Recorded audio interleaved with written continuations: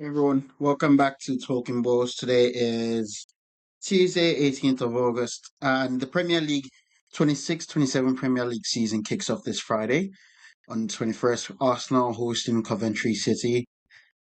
So football is almost fully back. I know a few other leagues have started, but let's be honest, Premier League is the main league. So, I mean, I'm most looking forward to Saturday at 12:30 p.m. when United kick off against Hull City. So this episode is really going to be a combined review of United's summer and our summer plans slash a preview of season to come. I'm going to go through the United squad as presently constructed. There's going to be a little mini game coming up as there's going to be a mini game coming up as well. And then I'm going to dive into my hopes and expectations for the season. Before I get into the episode, though, guys, as always, I appreciate your support. So thank you very much for listening. Thank you very much for watching. Please do give us a like and follow if you're listening or watching this on Spotify, and a like and subscribe if you're watching this on YouTube.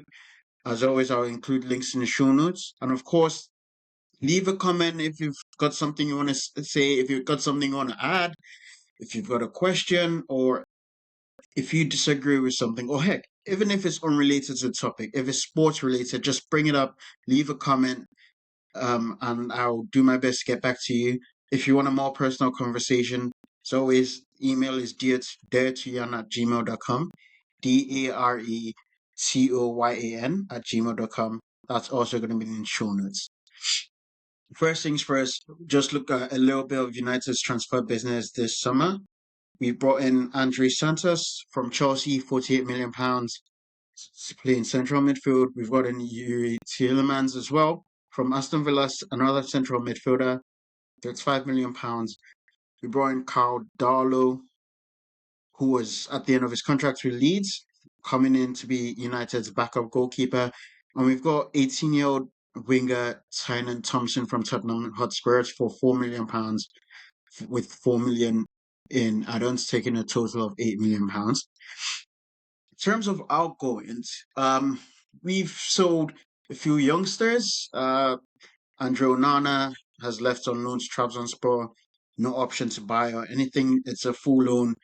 We've received a small loan fee and his wages are fully covered. Celta Vigo have also taken Arte Binder on loan, covering his wages, and there's an option to buy for £3.5 million or so. So that is really where Manchester United are right now. Of course, Manuel Ugarte, someone who we were looking to sell, tore his ACL in the World Cup, just gone. So that is the current state of Manchester United squad. So first things first, right off the bat, if you know anything about United squad, based on the incomings and outgoings, you know there's already several positions we're short of cover, especially going into a season where we're back in Champions League.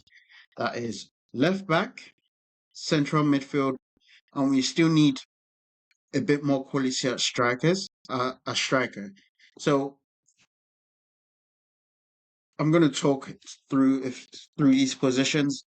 First off, left back, we've got Luke Shaw, youngster Harry Amas, who was on loan at Sheffield Wednesday and Norwich last season, and Patrick Dogu, who we've been playing forward as a winger. So those are our three left back options. And of course, Diogo Dalot and Mazraoui are two right backs, can cover on the left in spells.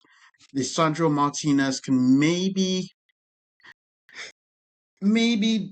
like in an emergency cover up a left back as well.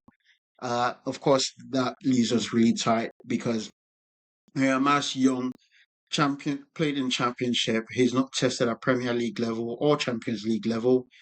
Patrick Dogu seems to have his future playing further forward for United on the wings.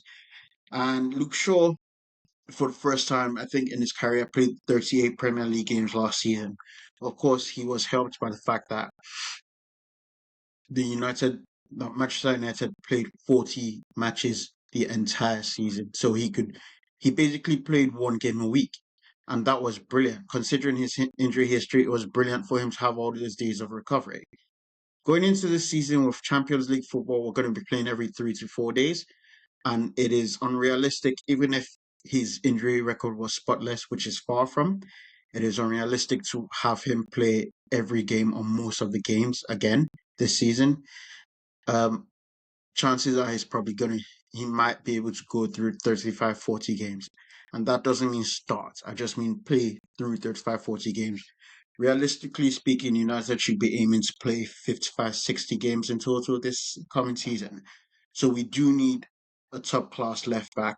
Ideally, Luke Shaw will be I don't want to say backup, but a rotation option, a second option, whereas we want a starter. So a few of the names we've been linked with, we've got Lewis Hall at Newcastle, who is absolutely brilliant. In my opinion, one of England's best left backs, or one of the best left backs in the Premier League. Nico Riley's emergence last season, Jed Spence's emergence at the World Cup, kind of knocked his reputation down a little bit, but not so much that I don't think that he still isn't a star at left back. And the issue is Newcastle have lost a lot of the top players this summer. Anthony Gordon, Sandro Tonali, Bruno Guimaraes. They lost Isak last year. It's going to be really hard to get Lewis Hall from them or to convince them to part with Lewis Hall unless it's for an exceptionally incredible fee. I'm talking 60, 70, 80 million pounds, which even in this day of crazy transfer fees is incredible, is borderline insane for a left back, for a fullback. Another option, El Hadji Malik Diouf at West Ham.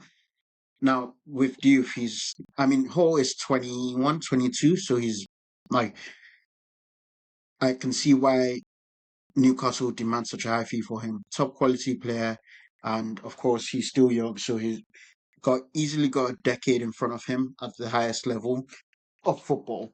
So yeah, he should be option number one if we can get him for a realistic fee. Option number two, El Hadji Malik Diouf, 19, 20 years old, was with West Ham when they got relegated last season. Now with them in the Championship. Brilliant. Going forward, he is brilliant, and this guy when he crosses the ball, I'm trying to think. Who reminds me of? It reminds me of not David Beckham levels, but Beckham-esque. The way he whips the ball into the box, it's so difficult to defend. And he's got a lot of pace. He's got energy to shuttle up and down the left side. My issue with Diouf is, especially compared to Hall, he's more of a project. Watching him defensively, he was prone to rashness. His positional sense isn't great.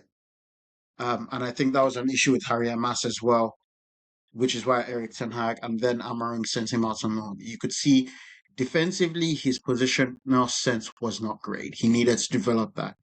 And so I don't know if you want to. I think the way United is currently constructed, especially with Luke Shaw in his early 30s, Manchester United should be going for someone like Lewis Hall who is ready made to be the starter, with Luke Shaw backing him up, and a youngster like Harry Amas who can either go out on loan for more game time and game experience, or who can come in spells, for example, domestic cup competitions, in low pressure situations where he can continue to develop behind the main guy. And in a couple of years, possibly, when Luke Shaw is getting towards the end of his career, or if when we're looking to move him on, you have your starting left back and you have realistic, hopefully Harry Amas or Diogo Leon in the under 21 squad ready to step up as the second option, as the rotation piece. So for that reason, I don't know if we should go for El Hadji Malik Diouf. The other guy is the third guy we've been linked to is Joaquin Says for Belgium. Don't actually know what club he plays for, but he looked all right at the World Cup coming on for Belgium against Spain. Lamine Yamal. He did stand up to him pretty well, but again, small sample size. I can't speak too much on him because I don't know his quality. But then again, after last summer and how Ineos performed with transfers, talking about Senna Lamens, Mateus Cunha, Mbumo, and Sheshko, as much as I'm getting a bit impatient, or as much as I'm getting a lot impatient, I do want to give them benefit of doubt that they know what they're doing and they have targets lined up somewhere who can come in, plug and play, or even if it's spend the first 2, 3 months getting used to the league while Luke Shaw is the starting left back. Someone who can do that and then take over from November, December onwards and be the starting left back for Manchester United for the long term future. I'm happy with that as well. Uh, I know we've also looked at Miles Lewis Skelly from Arsenal, but one between the fact that Mikel Arteta kept Lewis Skelly on last year. Yeah, he didn't play much at the start of the season, but from January onwards, he was trained as a central midfielder and started Arsenal's running games. So the last 4 or 5 games of the title chase, Champions League final, he started in central midfield for Arsenal. I think that alone tells you Mikel Arteta probably trusts him and wants to keep him around, despite what reports might say about Arsenal willing to sell him. And of course, being an academy product, he would represent pure profit for them. I just don't see it happening. Or at the very least, if it's going to happen, similar to the issue with Lewis Hall from Newcastle, it might be for an astronomical fee that renders that almost kind of makes the transfer bad. And when I say bad, I mean a player. It can be a good transfer, and a player can be incredible, can be really good for you. But there are knock-on effects of a high transfer fee. Harry Maguire was not worth £80 million. Yes, he's played over 250 games for Manchester United, but that transfer fee forced us to pay higher for more players going forward. And you only want to reserve those high transfer fees for players who are world beaters, who are consistent world beaters. So I'm a bit skeptical about the Lewis Skelly thing. Of course, if we could get him for like 40, maybe 50 million, same with Lewis Hall, I would absolutely take them. I would absolutely take him. Next up is central midfield. Anyone and the mother who watches Manchester United knows we are short of midfielders. I mean, at the moment, we've got Toby Collier, Kobe Mainu, Mason Mount, Andre Santos, and Yuri Tielemans. The Fletcher twins coming up as well. They seem primed for a bit more game time this year. Actually, scrap Toby Collier because he's going to be on his way out soon. I think there's an acknowledgement there, both from him and from Manchester United, that it's time to move on. He is a good young player, but he's not Manchester United quality. Of course, we have Manuel Ugarte, who's also injured till 2027 with that ACL tear. I know even if he was fit, the plan was to sell him to raise funds to buy someone else. So as it stands, we are light in that position. Mason Mount, of course, with his injury issues, he played fantastic to start preseason, but he's missed the last 3 games over the past week. Also missed all the training sessions over the past week with another injury. So realistically, going into Saturday's game, we have Kobe Mainu, Andre Santos, and Yuri Tielemans for those 2 midfield positions. All 3 are Yuri Tielemans, fantastic player, Kobe Mainu, fantastic player, Andre Santos, jury's still out, but has the looks of a fantastic player and hope he can be one. But the issue there is all these guys are best played as number 8s, if that makes sense. You can't play 2 of them 6 and 8 if you're playing a team that's going to sit back and defend, which hopefully could be this whole game. So we could get away with that. But with a long season, with Champions League games coming up, with tough opposition coming up, you want not necessarily a destroyer, but you want a physical presence in there. You want someone who can break up play or who can control the tempo of the game and keep up with the pace of the game. The issue with Kobe and Tielemans especially is that while really good players, while they can run, they're not the most athletic players around. So it's going to be a bit difficult for them to cover long gaps, especially if United Michael Carrick, as if for anyone who's watched United games when Michael Carrick took over in January and who's watched this preseason, we've gone from sitting in kind of a mid block to trying to press teams forward more often, trying to be more aggressive in the press. And it's a bit hard to do with Tielemans and Kobe, who don't necessarily have, yes, they could press, but if the press is beaten, they don't have the legs to get back. Andre Santos may not be so exposed in that situation, but ideally, you want someone who can either cover ground just as quickly or who can cover passing lanes and who has that game intelligence and positional intelligence to cover the passing lanes and to drop and who can play a bit deeper and let these more creative, more technical players flourish higher up the pitch. We've been linked with Aurelien Chouameni, we've been linked with Camavinga, both of Real Madrid. We've been linked with Carlos Baleba for the past 2 years from Brighton. We've been linked with Alex Scott at Bournemouth. We were linked with Boadi, but he seems to be going to Manchester City, so that looks really unlikely. That being said, of all those guys, my dream signing of all those guys would be Camavinga because Tremaine is good, but I feel he has a tendency to drop too deep sometimes, which isn't necessarily the best thing if you're trying to play with a high press. Also, on the ball, he's fairly simple, and sometimes I think he needs to pick up the pace a little bit. Kamavinga, I feel, has the energy to get around. He will shuttle up to break up play. He has the mobility to get back. Alex Scott, I think, is in similar category as Kobe Mainu and Yuri Tillemans.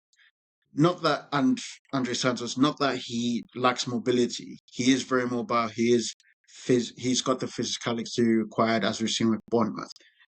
But I think his best position is as the eight, so as the roaming guy, as the playmaking guy, as the guy to get forward more often, rather than as a six who sits back and kind of protects the defense, if that makes sense. So for me, Kamavinga has to be the option. Baleba, I really like, but one, Brighton's fee is likely to be extremely high. Two, he struggled last season, especially to start the season. Apparently, the reason for that, or the main reason, is that he struggled with the transfer speculation from last summer about him being close to joining Manchester United. Now, the last thing we need at Manchester United is a player who struggles to play well because of pressures transfer pressures, etc. Yes, everyone is human, but being at Manchester United, one of the biggest clubs, if not second biggest club, probably behind Real Madrid in the entire world, you cannot have a player who loses form for so long because of a bit of external media pressure. So that is my one worry about getting Baleba. Well, my second worry about getting Baleba. So it's the price and the reaction to pressure. Hopefully, United can sort this out quickly because we need this within next week because we don't want to go deeper into the season or getting closer to the transfer deadline and making panic buys like we used to do in previous regimes, so to speak. So, yeah, a bit disappointing we didn't go for like Danny Welbeck as an experienced backup striker. Yes, Xerxes really good. He gets along well with the team. He's great in the dressing room.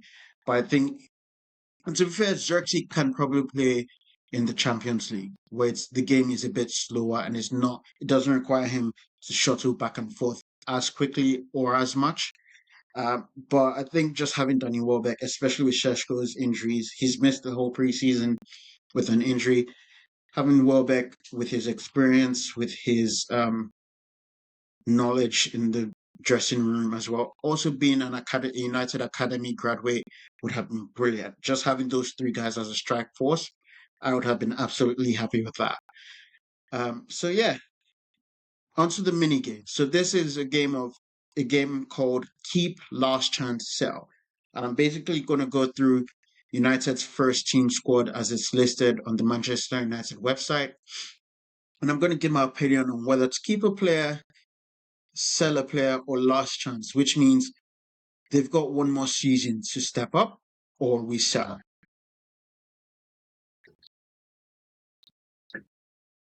So I'm going to go position by position Starting with goalkeeper, Carl Darlow.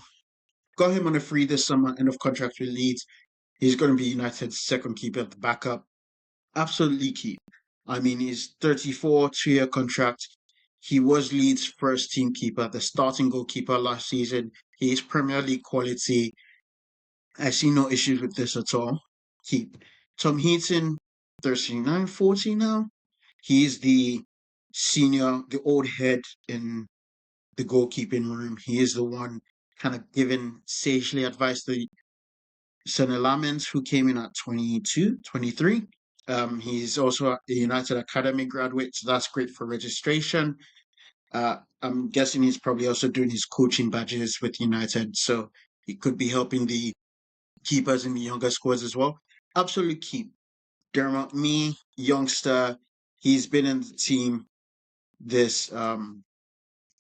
this preseason. I mean, he's 23, so same age as Lamens, really. So I don't know what the plan is for him. I'm guessing he's either going to go on loan soon or he's going to be sold. So sell because he's just not. I don't know if he's going to break in. I thought he was younger than that when I saw him play against Leeds in the friendly last week, but apparently not. He's the same age or a year younger than a starting goalkeeper. Of course, Tony Lamin's hard to keep.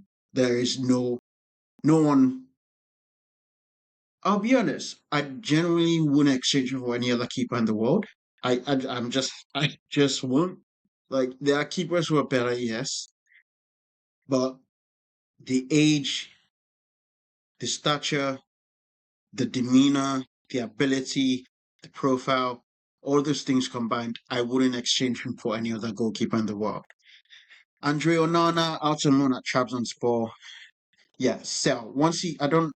I'm guessing this is more of an accounting thing where we've the amortization's taken off, but then Trabzonspor are covering his entire wages and have paid a loan fee, so it kind of helps offset the loss brought about by his amortization. And I'm guessing as well that means next summer, we can sell him for a lower fee than we would have got this year. But from an accounting standpoint, we won't actually have lost or a loss will be minimized, or hopefully we make a gain on it. So yeah, Andrea Nana easy sell next summer when he returns from his second loan spell with Trabzonspor. Outside buying there on loan at Celta Vigo. I'm really hoping they pick up that £3.5 million buy option. I mean, we bought him for £5 million 2 years ago. So it's not like, yeah, 2 years ago. So it's not like we're making a loss on him at this point. If they pick it up during whenever this season, we will make a profit on that. So happy with that. And of course, he's not getting any game time as a backup keeper. He's definitely not good enough to be a starting keeper. We saw that at the start of last season. He struggles with the physicality of the Premier League. So there's just no chance he makes it in to United's team again. Harry Amas, I'm moving on to defenders. The left backs, per the United website, Harry Amas, Patrick Dorgu, and Luke Shaw. Luke Shaw keep. He's in last year of his contract. I think United have the option to extend by a further year. I say give him a new 2-year contract thereabouts. If we don't have that option, just keep him because he is still a good left back. And once we find that top class left back to be our starter, unless we believe Harry Amas is ready to pick up more game time, we still need Luke Shaw. Patrick Dogu, easy keep. Cover for left back in Spurs, but he's actually looking good playing further forward on the wings. He's not really had the best preseason, but let's hope as his confidence builds up again, he gets back to the form he was in when he scored in back-to-back games against Manchester City and Arsenal earlier in the season in January, February. Harry Lamas, this one I think cheap. I think he's got a lot of promise to him, especially going forward. I think he still needs to adapt to the physicality of Premier League a little bit more. And of course, I've mentioned earlier, he needs to improve his positional sense from a defensive standpoint.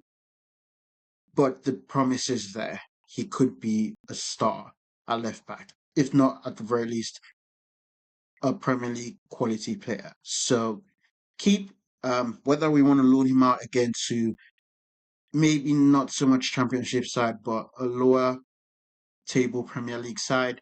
Or if we're going to send him to the Championship, send him to someone that's in the promotion battle. So I'm trying to think who might be Southampton. Um, Middlesbrough lost Matt Target this summer, so that's a possible option as well. So yeah, send him there on loan and just let him develop a lot more, let him play a lot more, and see how he does. Right back, Diogo Dalot and Mazraoui. I'm not gonna lie, yes, well, like it's not. These aren't Premier League winning right backs, but at this point in time, I'm happy with them. Keep both. I don't have any complaints. Dalot's physically, he's brilliantly adapted to the physicality of Premier League. Technically and positionally, not the best, but they're kind of yin and yang. Mazraoui, together they make, I think, the perfect right back. Mazraoui, not necessarily the most um, physical or not the most athletic player around, but you can see the intelligence in how he plays.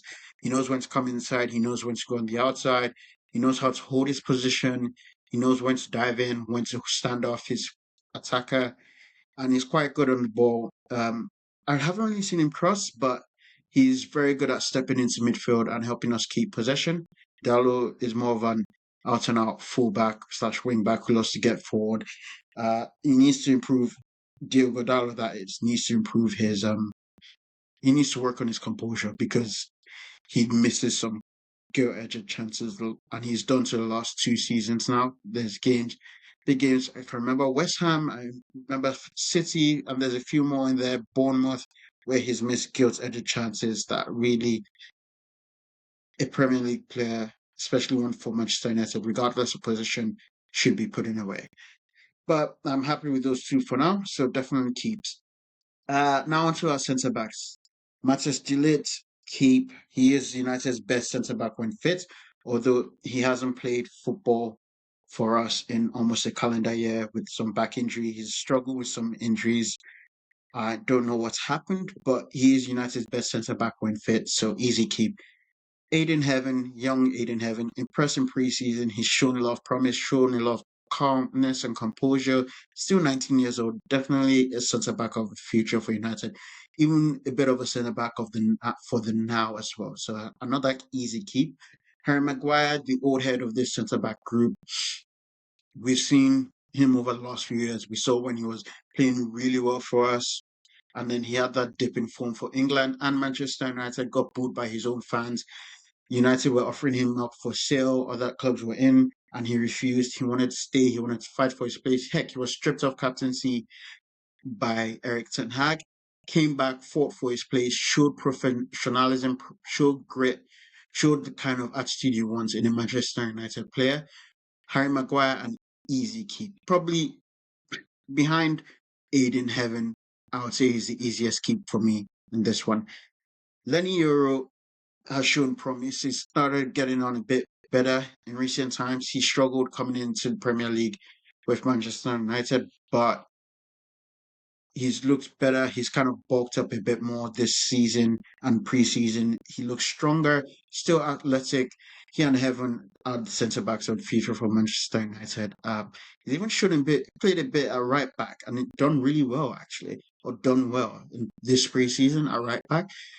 Another easy keep. He, Heaven, if we can develop them together behind our starting centre back duo, if we can give them Premier League games as a starting pair together, even cup competitions, it will be great. That would be really great. Licha, last chance. So Lisandro Martinez, last chance. I just think he's a really good player when fit, but his injury issues are just the killer. I mean, the biggest ability in any sports, or generally speaking, is availability. And Lisandro Martinez is just not reliable in that regard. He's good when he plays, but honestly, at this point, I'm tempted to say our losses, but it's a bit difficult because it's late in the window. But I'll say this: if he doesn't step up to the plate this season, if he deals with a few more injuries, I say next summer United cut our losses and get another left-sided centre back to start with Delict, or hopefully even then, like someone like Aiden Heaven is ready to step in as a centre back, because we've seen it.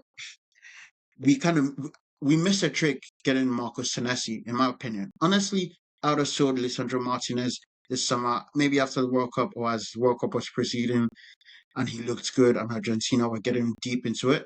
I would have cashed in on him and got Marcos Senesi on a free after I left Bournemouth. That would have been great because then you have cover. Moving up, but again, last chance for him because that just didn't happen. Moving into midfield, Toby Collier, I've already mentioned, is going to be on his way out. I think he and United have both come to the agreement that it's time for him to move on for the betterment of his career. He needs that consistent game time. He needs that stable environment now, and he's not shown his United quality yet. So sell him, get a little bit of a buyback clause in there, like a lot of top teams do, and yeah, watch him. Bruno Fernandes, this is the easiest one. He and Sonalamin's easy keep. I'm not even going to talk about this. Jack and Tyler Fletcher, the young twins.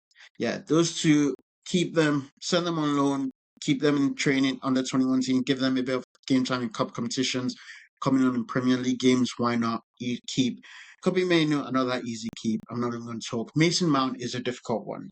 I think I was saying at the start of the summer, if we could get, this was when we were looking to sign Edison from Atalanta. If we had got that deal over the line, along with Tielemans and Santos, I would have been more comfortable saying sell Mason Mount and then buy another centre back, central midfielder, maybe Lucas Bergvall from Spurs when he wanted to leave, and they were looking for £45 million or something. But it's a bit difficult now. Issue is I say last chance with him because he's the exact same as Lisandro Martinez. When he plays, he's a fantastic player, especially with him. Every manager who coaches him loves him. Thomas Tuchel, Frank Lampard, Michael Carrick, Ruben Amorim, Eric Ten Hag, I said Thomas Tuchel, I think Antonio Conte. Did he play under Enzo Maresca? No, he didn't. But they all love him. So he's clearly a fantastic lad. But his injury issues, just like Licha, just too much. I think if he struggles again this season, cut our losses next summer and move on. Andre Santos, we've just bought him. Same with Yuri Tillemans. Going to keep them easy. Manuel Ugarte is a tough one because we were looking, I say sell, we were looking to sell, but it's complicated by his ACL injury. So we're going to have to keep him till about January and rehab him over the rest of the season, maybe even send him out on loan and then sell him next summer. But I think he's already shown he lacks the technical ability to be Manchester United central midfielder. I am going to move on to our forwards now. Matheus Cunha, bought in last year, easy keep. I love his energy. I love the excitement. You can see when he plays for Manchester United, he loves it at the club. He wants to be there, and you can just see the joy he gets from it. Keep. Ahmad, AFCON, I think he came back tired from AFCON, and you could see it. But this, you saw in the World Cup, I've seen it this preseason, he's getting back to it. He's looking like old Ahmad again. Easy keep. Brandon Bruno, same thing with Ahmad. Looked tired after AFCON, but this preseason he's been our best player, top scorer, been balling. Easy keeps. Sheshko, young striker, loads of promise, did well, and from January onwards scored most of his goals for United, so it looks like he's adapting to the league as well. Easy keep, starting striker. Just Xerxes, last chance. I really don't want to say this, but last chance. I love the guy. Like, he genuinely just seems like a chill guy. Every time you watch like a lot of United training videos, squad videos, them hanging out, you can see they all seem to love Joshua, they all seem to love Xerxes. I mean, he's like, I can still remember the tape of Bruno screaming Joshi in a high pitched voice. You can see like he loves being there. He loves the squad. He's a great influence in the dressing room. They seem to get along. He seems to get along well with everyone.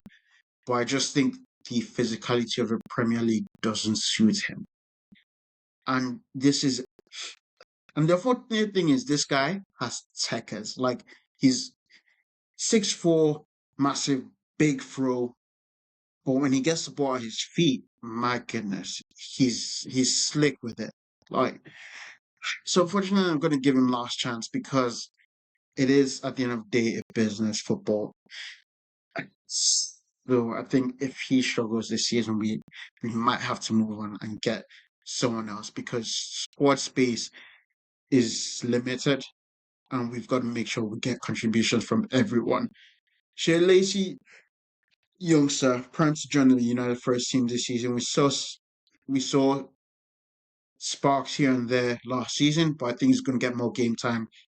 Again, another one primed for cup competitions, coming on in Premier League games and Champions League games. A few starts here and there. So yeah, he's going to be there, and he looked good preseason playing at number 10 and on the right wing. So it looks good. Marcus Rashford, this is the big one. I've gone back and forth on this one. Mainly forth on this one. To the point where some people have called me toxic about it, but here's my honest opinion. Marcus Rashford it could go either way. If you want to say if Michael Carrick wants him to stay, he's got 2 years left on his contract, but at 325,000 pounds a week. As a businessman, put that hat on. I say, hey, Marcus, we want you to stay. How about this? Cancel this 2 years. Let's give you a 3-4 year contract, £200,000 a week. Bring our wage bill down, a weekly wage bill down, annual wage bill down, but he still gets the same money, just stretched out a bit more. See what he says. And that's of course if he's happy to stay. If, however, he doesn't want to stay, or Michael Carrick decides he doesn't want him to stay, sell him to the highest bidder outside the Premier League. I don't want to see him in another Premier League team. And thankfully, I think Marcus himself doesn't want to go to another Premier League team permanently. So I'll take that. But yeah, I don't want him in the Premier League coming up to mess us up, because that seems to be a tendency of former United youngsters. Danny Welbeck loves scoring against United. We've seen even goalkeepers, Tom Heaton when he was at Burnley, seen Sam Johnston when he was at West Brom, Wolves, Ben Foster. They all seem to love playing against Manchester United when they leave. So we don't want that with Marcus Rashford. So there you have it, folks. It's a small squad, especially with one that's going to be playing Premier League, Champions League, Carabao Cup, and FA Cup games, which is why we need at least 2 more signings. At least 1 left back, at least 1 central midfielder. Then we can move on from there. Ideally, a backup striker as well to go with Xerxes. But we'll see what United do with the rest of the transfer window. We've got, when does the transfer window end? 2 weeks from now, 31st of August. So let's see.